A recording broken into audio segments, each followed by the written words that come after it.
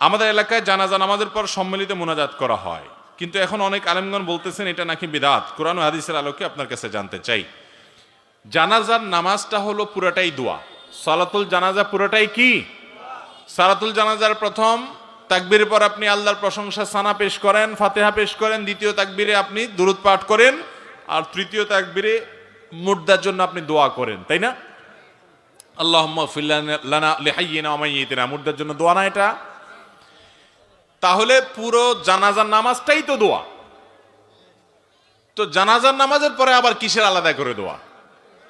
নবী করিম সাল্লাল্লাহু আলাইহি সাল্লাম জানাজা নামাজের পরে আলাদা করে মুক্তাদিদেরকে নিয়ে, মুসল্লিদেরকে নিয়ে দোয়া করতেন বলে কোনো হাদিস দ্বারা প্রমাণিত হয় না। অতএব জানাজা নামাজ সালাম ফিরে ফেলছেন, শেষ, আলাদা কোনো দোয়া নাই।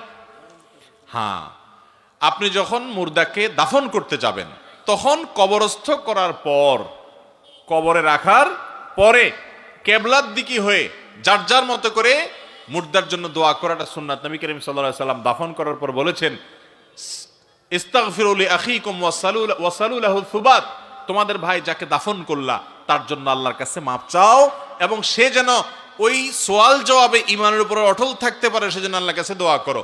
এই জন্য দাফন করার পর কবরস্থানে, এরপর কেবলামুখী হয়ে যার যার মতো আলাদা করে আল্লাহ লোকটাকে আপনি মাফ করে দেন, তার সোয়াল জবাব সহজ করে দেন, ঈমানের উপর অটল রাখেন, এগুলো দোয়া করা তার জন্য সুন্নাত, বাস। কিন্তু জানাজার পরে আলাদা কোনো দোয়া হাদিস দ্বারা প্রমাণিত নয়।